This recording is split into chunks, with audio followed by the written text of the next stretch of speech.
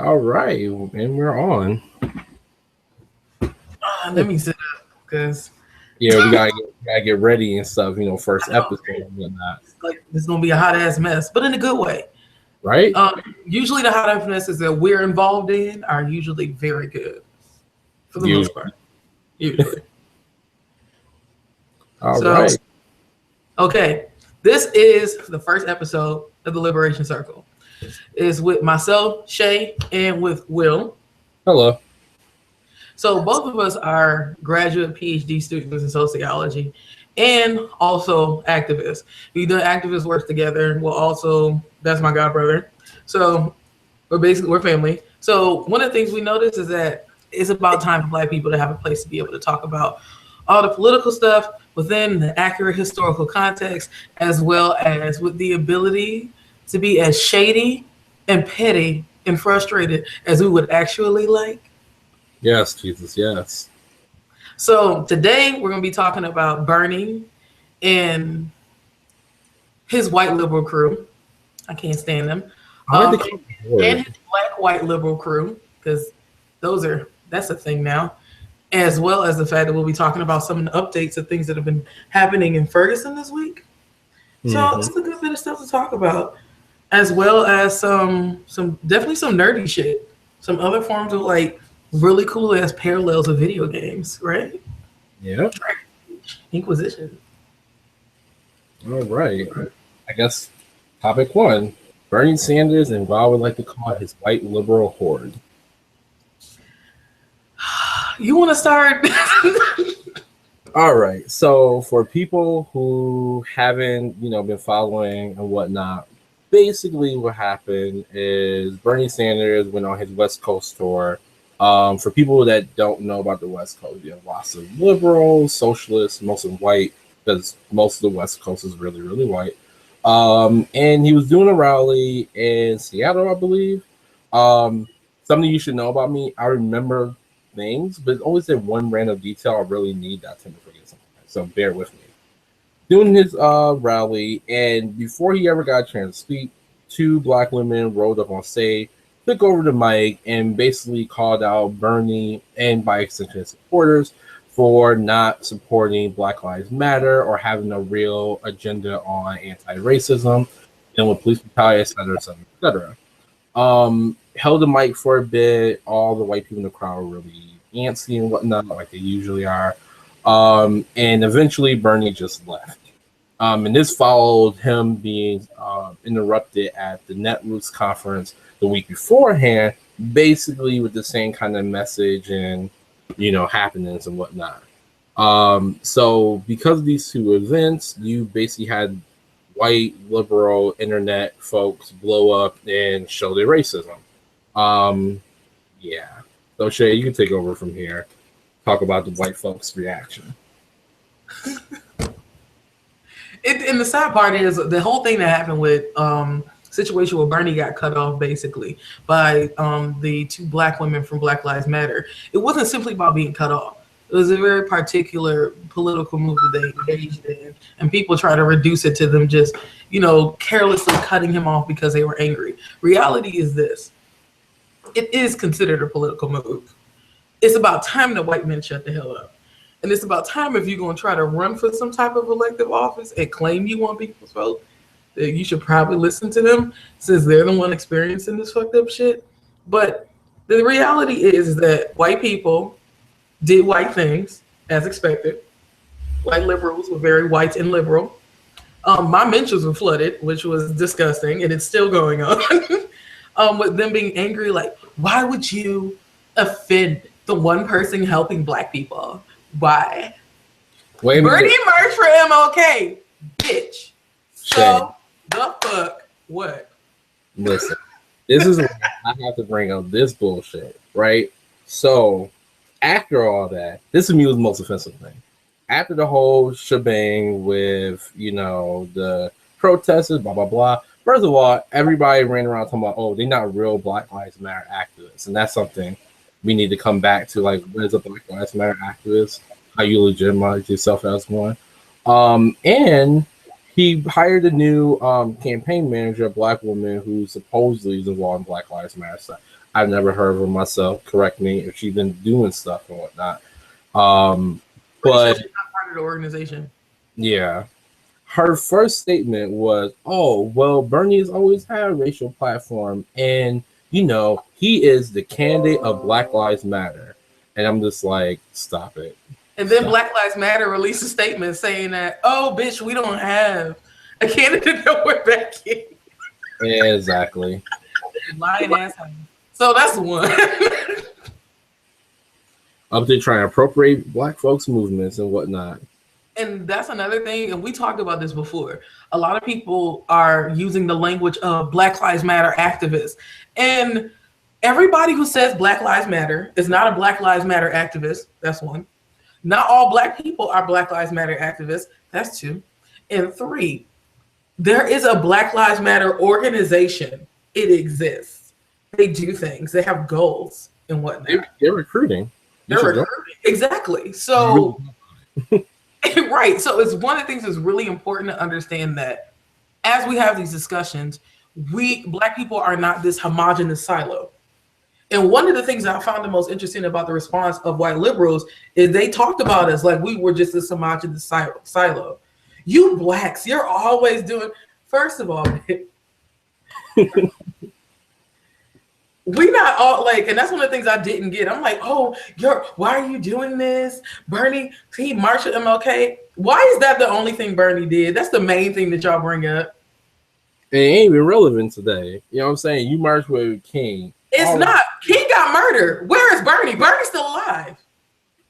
Ooh. If he was doing the job, he would have got shot too.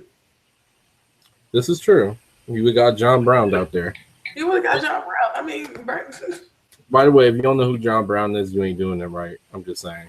That's what white people like. John Brown is a framework for what white people should do, which is give Black people resources, help arm us, and go educate your people. Because in the words of Stokely Carmichael, ain't nothing a white liberal can do for me except for civilize other whites because they need to be civilized.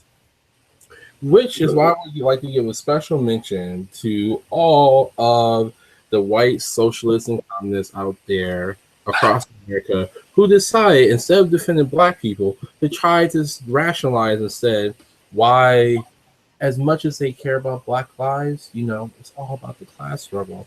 And both Bernie and you Black Lives Matter people got all wrong. That's a special kind of shitty in my book. Wait a minute, are we cussing on this one or no? Yes, I said fuck, I said bitch, I said shit. Okay, right, you're right. Sorry. I'm not respectful. We can't not cuss. I mean, we could try. They always like to chastise us about it and stuff, but he can't hit me. I'm all the way over here. You can hit me though, so. Sorry, man. It's just the cost you got to pay. Okay, back to Bernie. There was a couple good white people who posted some articles. I was trying to find one in particular, but I couldn't find it in time for the show. If I do, we'll post it with the show notes. Who, reminded white people of the fact that because you did that one good thing 50 years ago does not give you a pass for the rest of your life. Supporting Black people, we don't give out season passes for that. Remember that one time I gave a Negro a sandwich? That's literally how they approach activism. And that's what they think equity is, which is the most disturbing, which is another form of dehumanization. Like, you should be grateful. I should be grateful. I refuse. And this is a whole nother part of this larger discussion of allies in doing the right thing in social justice. If you do the right thing, you don't get a cookie for it. You want a cookie for being a basic human being? No. Stop it. It should be enough for you to do what's right. But instead, you want attention. Oh, you want somebody to clap their hands and celebrate you. Or for some of the people who have their really weird obsessions, erotic obsessions with other racial groups, they want other things. So one of the things I think is really important to understand here is that a lot of people are under the impression that what they want is justice. What they want is attention. The research work of Shannon Sullivan, she's a sociologist. She had a book called Good White People. And in that book, she talks about literally doing research work on liberal whites who use this framework to call themselves anti-racist. And they're like, we're anti-racist, we're anti-racist whites. And in reality, all they do is say, we're not conservatives, we're not those hillbilly white racists. Mm-hmm. This is really low bar. That's it. And the reality is, that's the majority of white people in the United States. It unfortunately is. When they go, oh, I'm anti-racist, you go, what does that mean? Mm-hmm. What does that mean? That's not just a theory, that's a praxis. What do you do? What do you not do? And you ask them those questions and they can't tell you. And that's the reason why I tell people, oh, white allies. No, there's a distinct difference between allyship and solidarity towards decolonization, as well as a difference, as well as within the concept of having an accomplice. Because what we really need is accomplices. Like, white people need to be helping black people be able to get away and shit. So the whole point is, an ally can literally just agree with you. They align with you on an issue. You go, racism fucking sucks, man. Fucking sucks. I hate it. And they go, you know what? You're right. It does suck. And that's it. That's all you need for allyship. It doesn't require actions. Mm-hmm. Solidarity does. Decolonization does. Being an accomplice does. Speaking of decolonization, so you mentioned, we need accomplices, not allies. Really great article on Intercontinental Cry where they made that argument. I think it came out probably like a year or two ago. A year ago. Yeah, and that's where they make that, indigenous folks make that argument. Now, speaking of indigenous people, if you really, like black folks, people of color, if you really want to know whether the random white person, white liberal or progressive you encounter is actually on your side and actually cares about liberation and not just like feeling good about not being the hillbilly, as Shay mentioned, ask them about their stance on indigenous erasure and sovereignty in their land. Because at the end of the day, it's easy to say, oh, I'm okay with black people being able to be just like me. That's an easy solution. And that's unfortunately partly a consequence of, our enslavement, not being on our own land, et cetera, et cetera, et cetera. What'd you say, Shay? I said goals of assimilation. Yeah. Now, you can't do that with indigenous people. It's not that easy. See, they want their land back. They want their sovereignty. They should. And by default, that means the destruction of this entire social political order. Hence why, if I were running to Bernie, I'm going to ask him, yo, what's popping with, indigenous people? Are you for their liberation? Are you for giving back their land? Because if you're not, then in reality, you're just like white folks the king was dealing with, where you're okay with progress as long as you don't need to lose anything for it. Because you don't lose anything like black people not getting shot. White folks are okay with, hopping on that. There's other more effective ways to kill black people.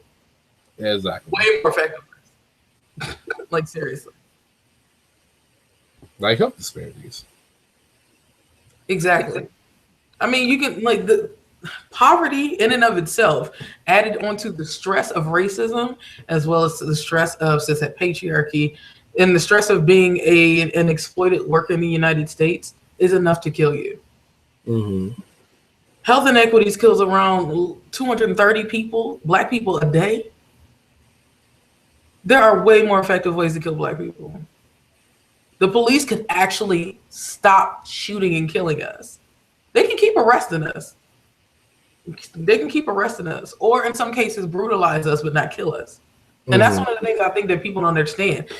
Not added on to the fact that Bernie's racial inequality platform sucks. Hated it. Sucks.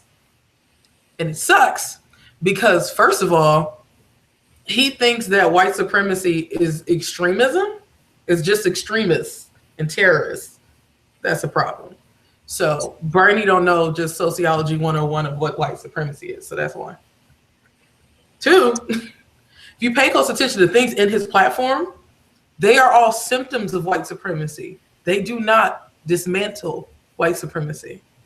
They are also different points that they could theoretically let go of, you could like white supremacy could let go of those things and still stand and still be fine. White supremacy can allow people to go get an education. It can be like, hey, diversity. Yeah, guys. We got a Negro, got an Asian, we got a Latino who probably is black, but we're gonna ignore that.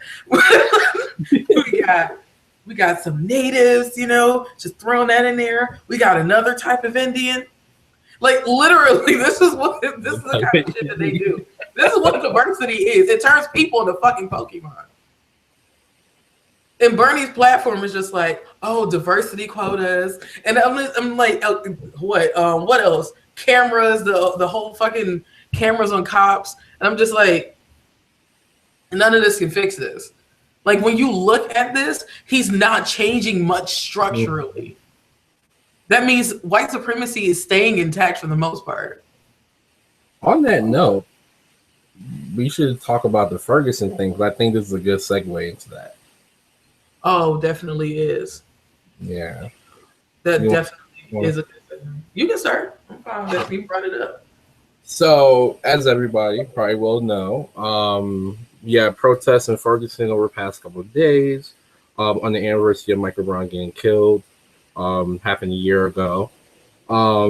And yeah, like I unfortunately expected. Now I would really like to be wrong about things like this, but a couple of black people got murdered. One guy the police said was shooting at them. They posted a video, I think yesterday, about that, showing him with the gun and stuff running what seems like towards the police. So that was one thing. Didn't really mention, at least from what I've seen, about the other two black people that got killed. But the reason why we wanted to bring this up is to think about, it's been a year since Michael Brown, and not to mention all the other, like, hundreds of, like, men, women, children, not black people, all the trans people being murdered. You know what I'm saying? You got years of this already happening, and we're still protesting. And I'm really wondering, like, when are we going to start changing our tactics? Because right now, I mean, you look at Ferguson, one of the things that people keep saying is that nothing has really changed. And we know, like, white supremacy doesn't really care, about us. It's not going to change because of tax. But it's like, when do we start thinking about changing tactics? When do we start thinking about more confrontational tactics? That's what I was going to say. Strategies, yeah. Yeah, because at that point, about protests, they really don't. Protests are for reform, especially nonviolent ones. Mm-hmm. And protests are not a philosophy. They're a tactic. It's a fucking tactic. Nonviolence is not a philosophy. It's a fucking tactic. Violence is a philosophy. It's not a it's not a philosophy. It's just a tactic. These things are tactics. Well, that's the thing. To some people, it is. I mean, yes. To some people, it is, and their justification for that is usually, Martin Luther King, and I'm just like, wait.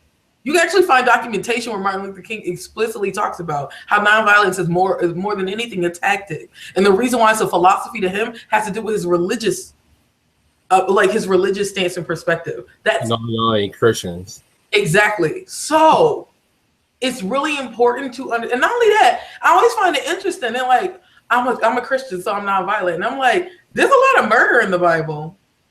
Violence, like a lot. Not to mention that I'm pretty sure the colonialists were Christians too. This is true. They killed a lot of people. You mean to tell me that your God ain't gonna let you at least defend yourself? And if that's the case, you probably shouldn't fuck with that nigga.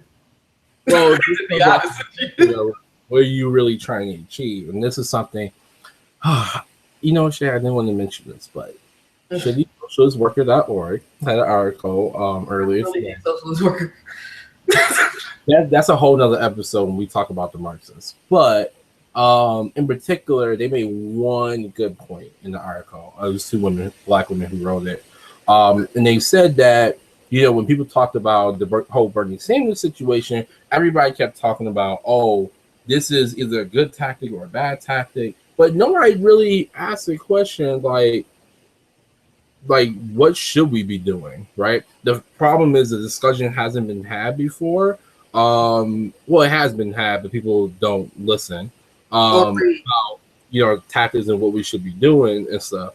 And now that people are being more confrontational, now, oh, well, if you really want your moves to succeed, you can't be doing this. But what is success in this case? Like, what are we actually fighting for? What's the goal? Exactly. Like, is our goal like just for police to stop shooting us, or is our goal for liberate, having control over our community, food stamps? Like, what I'm saying? What are we trying to achieve? And right now, we typically reacting to police killing people with protests, but we're not necessarily being proactive in building, real alternatives. And this is not to say that nobody's doing that, because, like in Chicago, for instance, you got a number of groups like the Neo Project who are doing like trying to develop community policing. And community policing, I don't mean cops hobnobbing with the community. I mean people in the community solving problems and whatnot. So you have people doing that work, but for the most part, most of the people who call themselves Black Lives Matter activists are mostly reacting to police abuse. And almost like they're waiting for something else to happen. Like we're waiting for something to happen that's just gonna like let us go forward. And I hope it's not another one of those like Messiah complex things, which unfortunately it might be. And this is where Bernie comes back in, where white folks have decided exactly. They decided that Bernie Sanders are white Jesus and that all this like protesting stuff, y'all need to not do it. There was even a report from Politico where they mentioned how the Democratic Party is looking at Black Lives Matter as a problem, in the sense that Black Lives Matter is not controlled by the Democratic Party and their demands can be fulfilled easily by the Democratic Party, and therefore they're, problem children that need to be dealt with. Which is similar to what people said about Occupy a couple years ago. Exactly. Occupy. They co-opted them, absorbed them, and then whoever didn't let themselves get absorbed got ran over by police tanks. Pretty much. Which was that like Ferguson. Yes, exactly. And I think one of the things that's really important to recognize is that in the pattern that we've seen within the last year, the pattern that we've seen for years is a reaction. All reactionary, very few proactive forms of organization. We have constant, perpetual, reactionary mobilization. Mm-hmm. And that's one of the things I think is really important, because Kwame Ture talks about this in one of his political interviews. There are very few organizers out here. There are many mobilizers. It takes no energy to mobilize people, pretty much. You can mobilize people. A nigga gets shot, we all get together, we get pissed, we all angry, and we march and we sing and we cry and we hug and we hold arms and we get arrested, and then we go home. Hopefully none of us died, and then we go home and we don't do anything after that. Protesting is not organizing, it's mobilization. We need consistent, relentless organizing within our communities, educating each other. Political education is a key platform for organizing. It's because you can't do anything with people if you don't teach them first. You don't provide them with the resources they need in order to understand the problems in the world, recognize that, and then understand how they're situated within these problems, context, and then give them the opportunity to unlearn the hegemonic systems and patterns of behavior that we utilize to relate with one another, because that's how we were socialized into society. So it's really important for us to understand that we need other shit to do. There is other shit to do. You can organize. Form of policing in your community. You know what I'm saying? Restorative justice, for instance. And there's enough people doing that where we can get some shit going. It doesn't matter that people aren't participating. A lot of people aren't participating, and the people who are doing it are scattered apart from each other.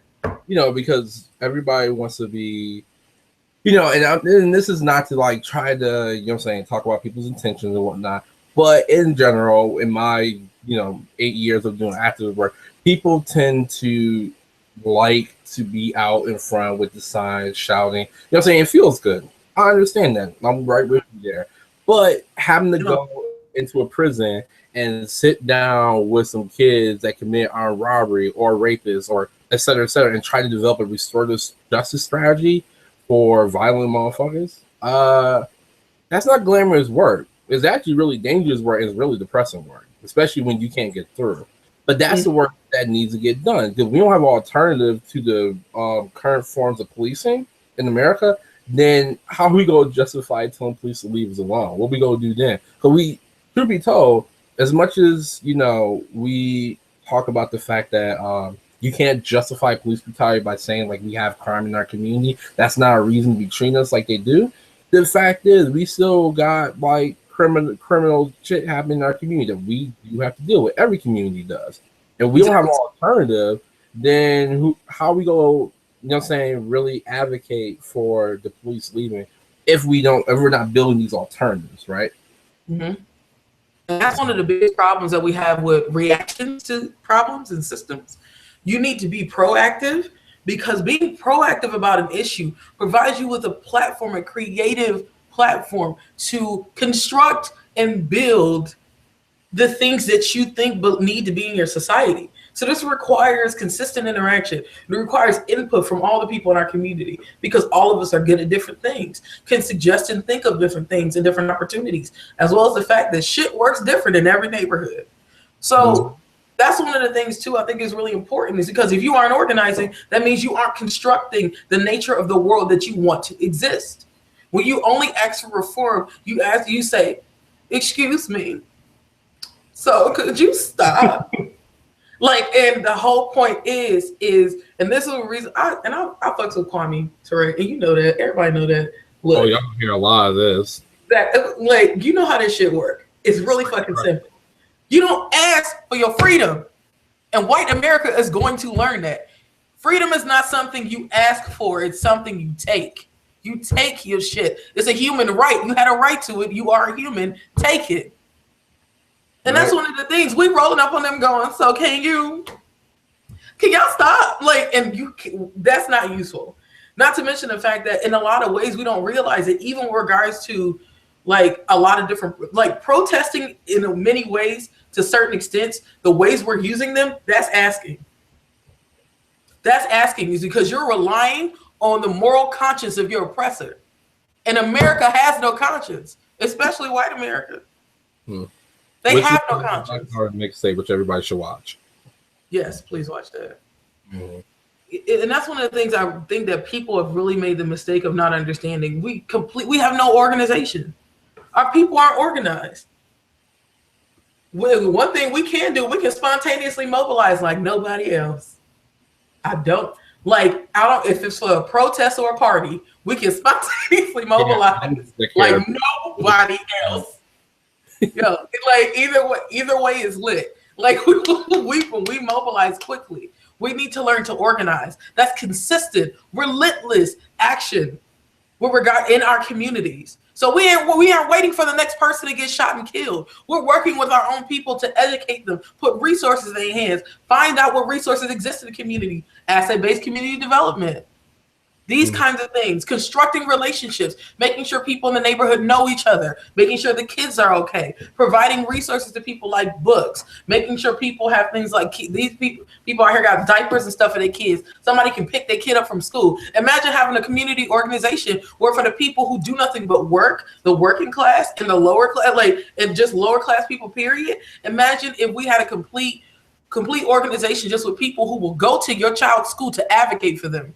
When that school is targeting your child for the prison industrial complex, regards to school to prison pipeline, or trying to say that they are a problem child, advocating for them to make sure they get the education that they need. These are the kinds of things that we need, as well as having community health workers. We need our own group of community health workers, people advocating for the well-being psychologically and physically for our people. But where are these organizations? And when people try to construct them, we're not supporting them. But we come out for a protest because the protest only mobilization requires no commitment and don't require you really do much of anything but yell, scream, and get arrested. There are other things for us to do that are going to be a lot more useful.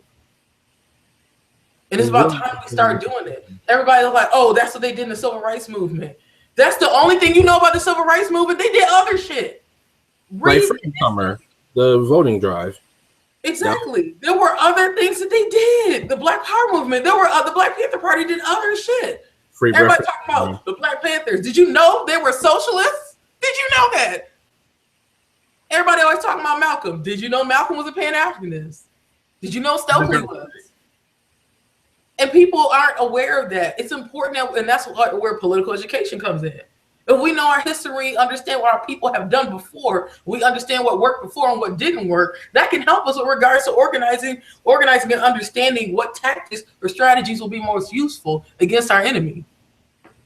But here we are, unread, but still raising our hands, screaming a wrong answer with confidence.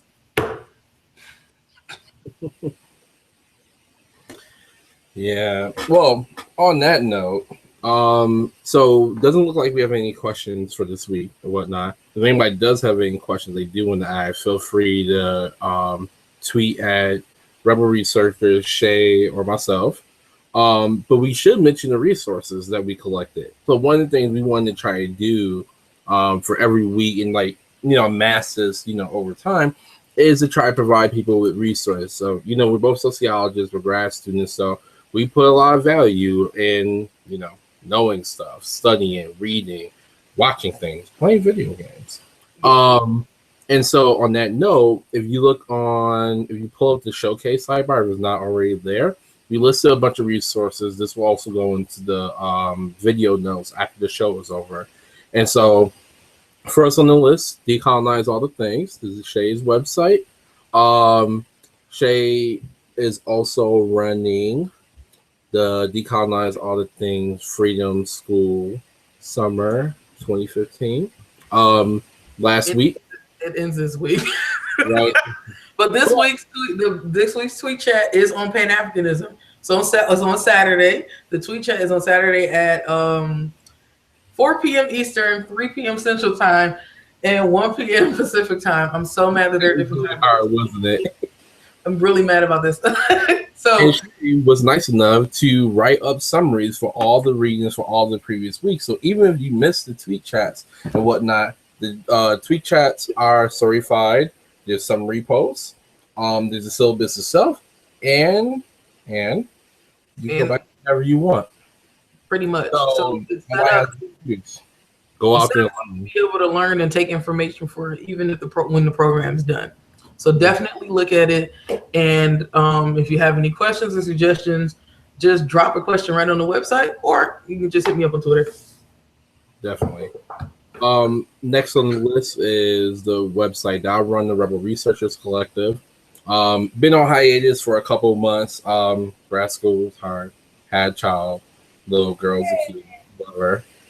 But I'm trying to get back in the ring very soon. But the main purpose of Rebel Research is provide space for people doing activist scholarship, revolutionary scholarship, activism in academia to talk about, discuss, and network with each other to support all those efforts. At the end of the day, if we're not supporting each other, we're all screwed anyway, especially in academia.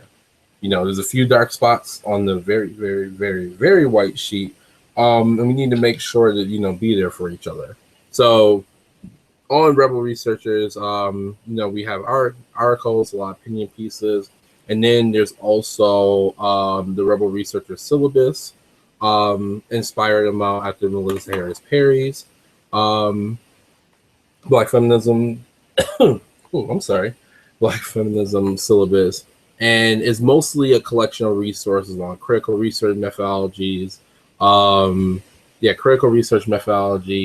books on inequality in academia, open source education, so Coursera, MIT, a couple search engines for open source research articles, and of course, resources for activists, on which there are a bunch of guides on how to do political organizing that doesn't include protests. So we really want to learn, how to do other forms of political action. That is definitely a page to check out, just the activist resources. And a lot of stuff comes from the animal liberation folks, because they've been popping off, raiding stuff, blowing up things for 30, 40 years. So over animals, y'all, pets. over animals. So if they could do it, you could do it. Animals matter too, to a certain extent, because ecology, environment, and shit, planet, all these things matter. So because we only got one planet, unless white people literally get on a motherfucking spaceship and leave us here, and I believe they would do that shit. They would fuck up the planet and then leave us here. Remember Elysium with Matt Damon? That's exactly what happened. All the French accents went and left all the Spanish and English speaking white and Latino folks on Earth to die of both starvation, killer robots. Yeah, killer robots and global some type of cancer thing. There was some kind of disease that was killing everybody, wasn't there? Yeah. And then Interstellar was another one where unfortunately they didn't leave and we all got screwed and basically killed the planet. Luckily, I'm not gonna spoil the movie. Stuff from other things out in space saved us. Yeah. I don't want to ruin the movie for everybody. Great description. Shay, you want to mention History as a Weapon? Yeah, History as a Weapon is a really great resource. It's a website that basically catalogs a lot of really great historical documentation of different types of things that was happening, not just in the U.S., but across the world. But it's a lot of stuff that's concentrated in the U.S. So you see documents from different political scholars from across time, like Audre Lorde stuff up there, James Baldwin, Soledad Brothers. There's different stuff, and there's also maps. So the different forms of representation of information is really useful, and it's something you should definitely use, especially if you want to see the documentation from people who were experiencing these things, or for instance, there is some stuff on there too, like some information on prison abolition, or like one of Angela Davis's documents. Also, I'm trying to think of the others. It's a lot of stuff on that website, like a lot.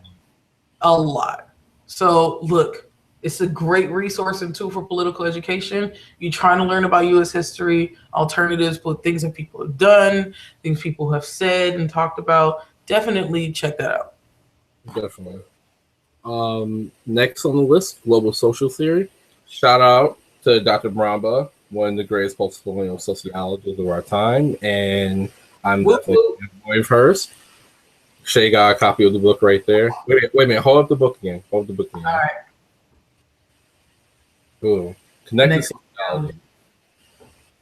Now, that book, as well as her other work, is like in post-colonial sociology, and basically the general ethos of post-colonialism in general is trying to think and do science, culture, all these things outside the context of white supremacy and colonialism, imperialist thought. And global social theory is a free website for people to learn about theorists from all different kinds of cultures and backgrounds, and be able to, really kind of build a syllabus, right? If you want to teach social theory from a non-Eurocentric standpoint, that's a website to start with. They have summaries of the scholars, post their important books and works, and this is also for concepts too. What is the concept? This is work that talks about the concept, and then discussion questions. So if you're super lazy when you're building the syllabus, you don't even feel like coming up with discussion questions, that work's been done for you. I'm one of the writers on the website. I'm going to be putting up some stuff soon on there too. But, definitely Dr. Bramba and the other collection of theorists, most of which are from the UK because their academic world is much better than ours. I put in a lot of work for them. Definitely check that out. So, Shay, failed inventions. Oh, okay. So, one of the things that's extremely important with regards to what happened in Ferguson this week was the fact that those who were arrested, their DNA was collected this week. If you did not know, the police can collect your biological data just from an arrest. You do not have to be prosecuted. They can take your biological data. Now, the thing about this is that it pretty much goes to the damn database, and they can use it for so many different things. But the whole point is it's important for you to also understand within this conversation in regards to rights to your own biological self, that race is not biology. Okay? Race is a political status, people. Political status. Okay? Trust me, if y'all remember, Shay will be repeating this repeatedly on every For the episode of rest TV. of my life. Because obviously none of you listen. So, In that life. If you and believe. because that's my research, so I have to repeat this constantly. So, one of the things I think is really important for people to understand is to learn about how this stuff works. One of the best books you could ever get on this topic is Fatal Invention by Dorothy Roberts. So, read that book. It easily explains things, helps you understand how you've been lied to all of your life. Because so many of us have. Because that's like race, ethnicity, it's not biological. So that means that stop saying my melanated peoples. All of us are melanated, with the exception of people who literally have no melanin. We're albino. And they're not any less of people. They still get racialized, meaning that skin color is not all of race. Okay? So no, we ain't got the same blood. It's not melanin. That's not what any of this is. And no, melanin doesn't make you smarter hidden colors. No, none of these things. Once again, Also, that's a whole other topic. Whole other topic. Yes. So read Fatal Invention. You good? I'm good. I'm good. Yeah, that was a lot. Shay could talk like hours about Fatal Invention. And the last two things on the list are actually from both the greatest and worst website in the world, Reddit.com. If you don't know what Reddit is, it's basically it calls itself the front page of the internet, which is kind of true. Basically, you can post links from other websites or your own posts, right, on subreddits, which are basically like little topical forums that anybody could create and control. And then people can upvote or downvote your posts and comments. And if it gets upvoted enough, it ends up on the front page for everybody to see. So me and Shay are both like huge nerds. Damn proud of it too. And one of our favorite video games is Dragon Age. If you don't know what Dragon Age is, get your life together, get Xbox 360, and get Dragon Age Origin. But it's basically a high fantasy game set in kind of like a Lord of the Rings type of world. So you have humans, elves, dwarves. There's another species called Qunari that have big horns and they're gray. They're really scary and they're like 8 feet tall. But basically in that world, people have magic. They're born with it, can't control it. And they tend to get oppressed and trapped in towers or prisons so that they can't like negatively impact people around them. And the reason why I'm bringing this like video game universe up is that somebody put up a post, and it's the last link on the list, put up a post on Reddit talking about how in that series, in the world of Thetis in this game, there isn't sexuality doesn't mean the same thing it means in our real world. People have like people are pansexual, people are lesbian, gay, trans, and it's not really a issue in most of the world. There's one particular country where it's still a big problem, but the writers of the game explicitly went out of their way to make sure heteronormative relationships and people are both part of the story as full human beings. They're not just like, the gay man trope or like that one trans character, but they're real full people. And there's also romances in the game where, different types of sexuality are represented. And one of the things I really appreciate about that game is that it gives you a way of kind of thinking of the real world without actually thinking of it, which is really depressing sometimes. And there was a woman who posted something who talked about how she was in the closet for most of her life, and she mentioned how she didn't see a positive lesbian interaction of any kind until she was like in her 20s when she got Dragon Age Inquisition. I think it was Inquisition, which is the third game in the series. And seeing numerous instances of women being in love with each other, interacting with each other in positive ways, and being in relationships. And for her, that helped her keep her sanity. And I kind of, hopped into that conversation. Just, mention how, at least for me as a person of African descent, I identify very much with the elves in that game. So elves used to be like this almost godlike people. Everybody had magic. The world was glorious, right? And then What'd you say? It was fly. Smash, Exactly. smash. Shit happened. Humans came along, destroyed their civilization, destroyed their culture, enslaved the elves for about 1,000 years. Once they got freedom, they ended up in slums and basically lived at the mercy of the humans around them. So in the game, if you play elf, you hear slurs like knife ear. You have people who only think of elves as slaves, and that's it, et cetera, et cetera. And it makes me think very much of indigenous people and African people and all the shit that we went through our history. And it's interesting with video games, when you get the opportunity to see something from the real world in the video game, it gives you a way of thinking about it that's, it's kind of, you're thinking about the actual thing, but you're not at the same time. Like, for instance, mages, right? They're oppressed in the game's universe. The Templars, who are soldiers who watch over them, end up abusing, raping, and doing all kinds of other horrible things to them. But at the same time, mages also have the power to have a nightmare and wake up and everybody's dead because they killed them in their dreams. So this is one of those situations where you're oppressed, but you have a shit ton of power to do something about it. But what you can do about it might really be really, really horrible stuff. And it makes me think about African people now, or any oppressed people. What happens when you actually get power? What happens when you win the fight and you're able to act on your own turn? What do you do, with that power? And we often think of ourselves as powerless so much, or as oppressed so much, that we don't think about what's going to happen when we're not there anymore. What will we do with our liberation?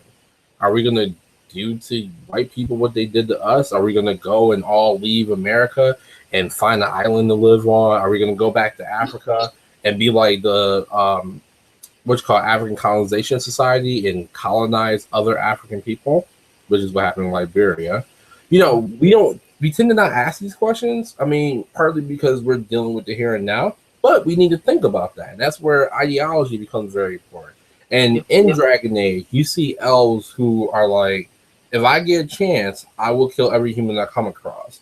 You have elves who are like, fuck all this, our culture and our slavery and shit. I'm going to join the human church and we're going to be good. Right? Oh my God. It's right? the assimilationist and the black nationalist. Exactly.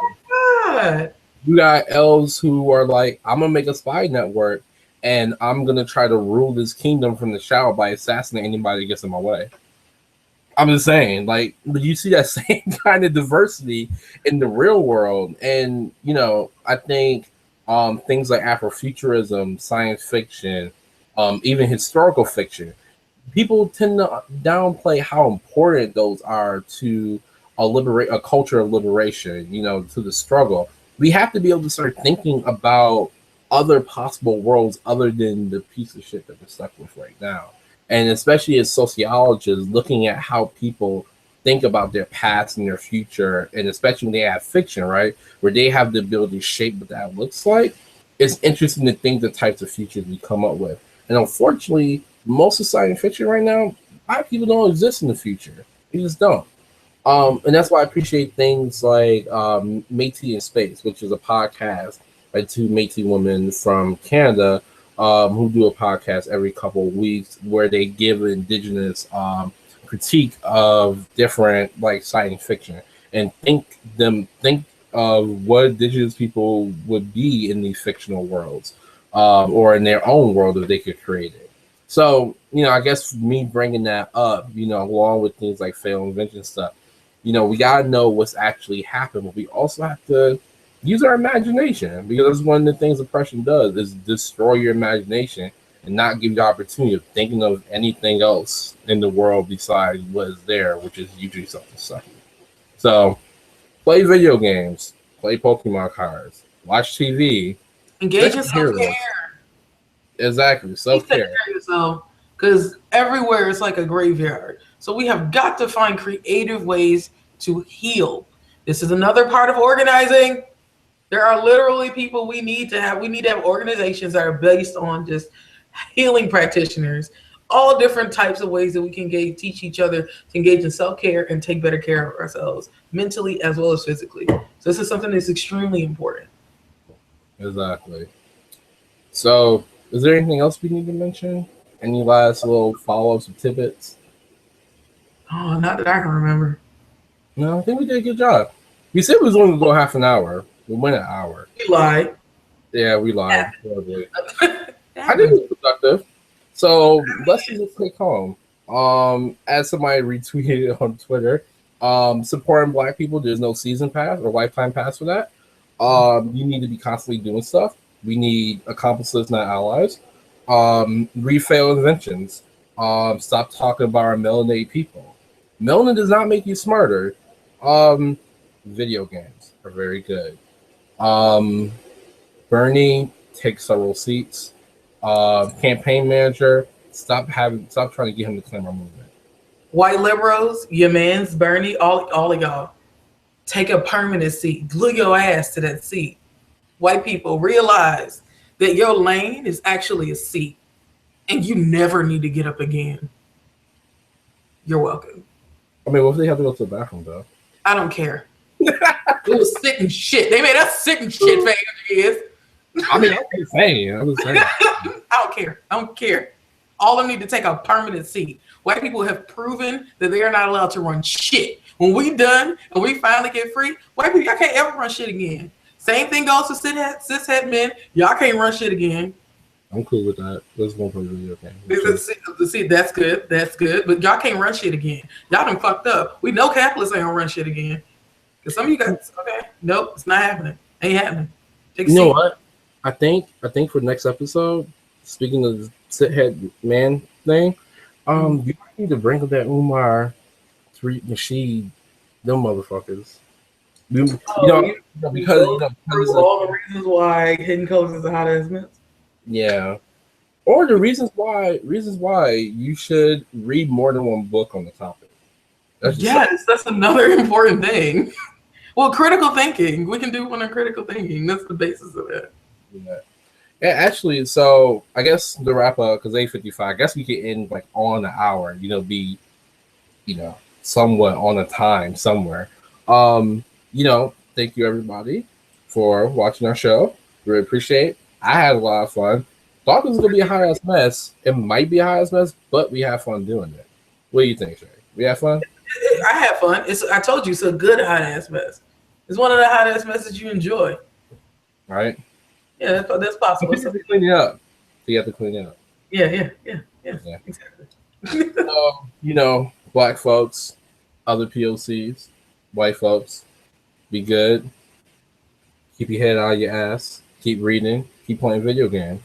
If you got any questions, comments, or concerns, I'm okay with. Concerns, make sure it's not no patriarchal backwards. It ain't no bullshit. I ain't here for that bullshit.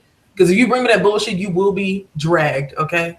You will be dragged. And I'm relentless.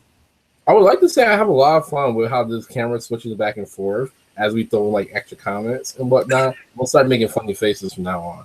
But on the serious tip, right? If you guys need, anything that you want to feedback or questions or whatever, tweet us, comment on the eventual YouTube video that will be going up probably 15-20 minutes after this ends. And yeah, it was fun. Look out for the next Liberation Circle. All right, remember everybody, be petty with a purpose and stay in your lane. All right, keep hope alive. You need to poop. Exactly. I'm tired of you. I really am. All right, y'all. Peace. All right, out.